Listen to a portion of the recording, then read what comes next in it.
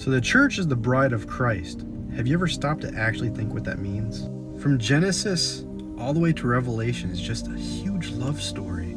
And we see this revealed when we actually look into ancient Jewish traditions for marriage. It starts in Genesis with Abraham, when God the Son comes to Abraham to make a proclamation that he's going to marry into Abraham's line or his family. On Mount Sinai, we have where the marriage agreement is drafted and accepted by the bride, being Israel. Right after the marriage is accepted, there's what occurs to be a separation period where the groom essentially goes and prepares a place for the bride. This is shown as being, in this instance, as building the tabernacle or giving the blueprints to build the tabernacle.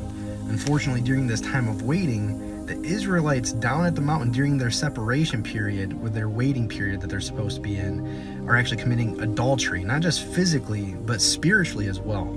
This actually goes against the terms of the agreement, and the old covenant, I guess you could refer to, as instantly broken. This is why the book of Hosea has so much significance, because God tells a prophet, Hosea, that he is going to marry I guess you could say an adulterer or a prostitute, and he knows that he's going to do it.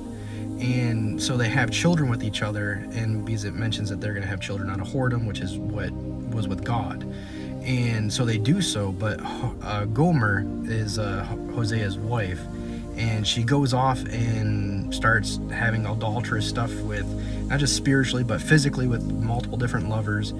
And she ends up and finds herself on essentially the chopping block. She ends up becoming a slave. But Hosea goes back and buys her again. So not did he only pay a bridal price once, but he paid a bridal price twice and accepts her back completely. This is to show that she was still a slave to her old life. And when she actually became a slave, and the dependence that she had, she realized was actually on her husband the whole time and not these adulterous lovers, was she actually able to be freed from that sin and truly choose to love with this marriage that it was depicting. So now we're brought forth to where this new covenant is initiated by Jesus at the Last Supper. And he says, drink this wine, for it is my blood. And that he's essentially initiating a new covenant. So the moment that they drink of this wine, they're accepting the marriage agreement. That is why directly after, he says that he is going to have to go and prepare a place for the bride and himself at his father's estate, which immediately leads into the unfolding of the events where he's taken to the cross and he pays that bridal price, which is the entirety of our sins. The entirety of our debt of sin is paid by him. Then comes the separation period, which we are in currently, where he goes away to prepare a place in his father's estate for us.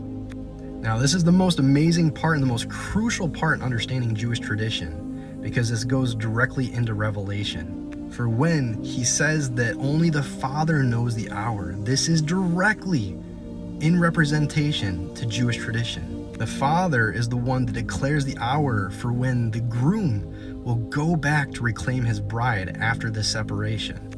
This time is signaled with trumpets, which it mentions in Revelation that the archangel's trumpets will signal and sound the returning of the groom to retrieve his bride.